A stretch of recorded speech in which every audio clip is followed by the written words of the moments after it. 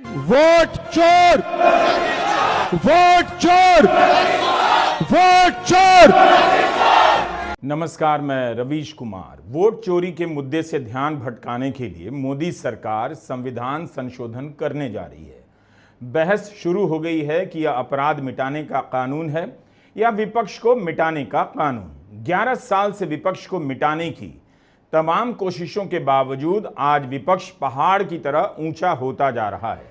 तो अब उस विपक्ष को, उस पहाड़ को उड़ाने के लिए 130वां संविधान संशोधन नाम का एक डायनामाइट लाया जा रहा है। इस सरकार को क्या लगता है, जनता को याद नहीं कि विपक्ष को मिटाने के लिए कैसे मनी लॉन्ड्रिंग केस और ईडी का इस्तेमाल किया गया। हमने ईडी को लेकर ravishkumar.official पर अनेक वीडियो बनाए हैं। आप उन्हीं को देख लेंगे तो समझ आ जाएगा कि क्या खेल होने जा रहा है।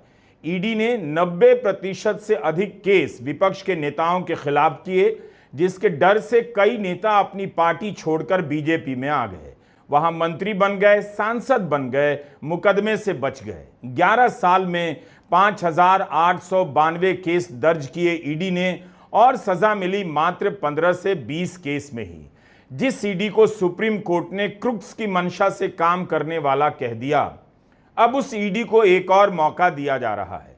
इस संशोधन का यही मतलब है कि किसी तरह विपक्ष के मंत्री, मुख्यमंत्री को बस गिरफ्तार करो, 30 दिनों तक के लिए जेल में डाले रखो, जमानत का विरोध करते रहो और उसे अपने आप पद छोड़ना पड़ जाएगा।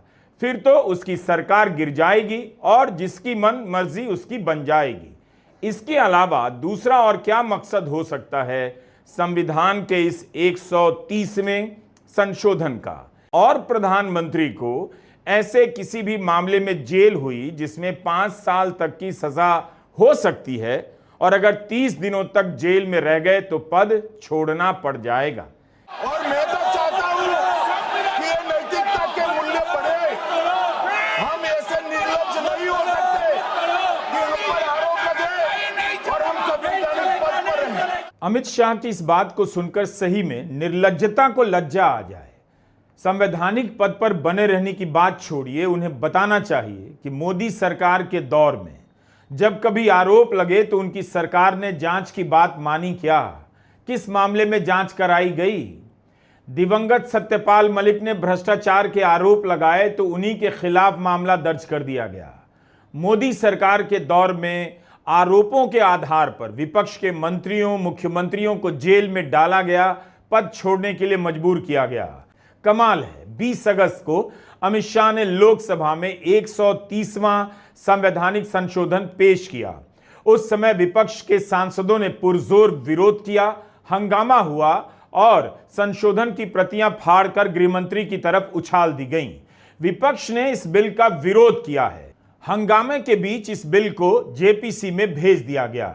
विपक्ष ने इस संविधान संशोधन का विरोध करते हुए कहा कि अगर यह पास हो गया तो विपक्ष के मुख्यमंत्रियों को हटाना आसान हो जाएगा।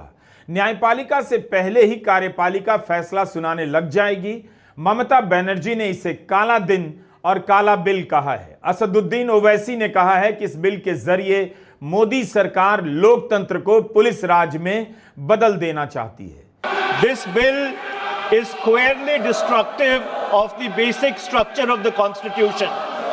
अध्यक्ष महोदय, भारत का संविधान का जो मूलभूत ढांचा है वो ये कहता है कि कानून का राज होना चाहिए। There should be rule of law. और उस रूल ऑफ लॉ, कानून के राज की बुनियाद है कि आप बेगुनाह हैं जब तक आपका गुनाह साबित नहीं किया जाता। You are innocent until proven guilty.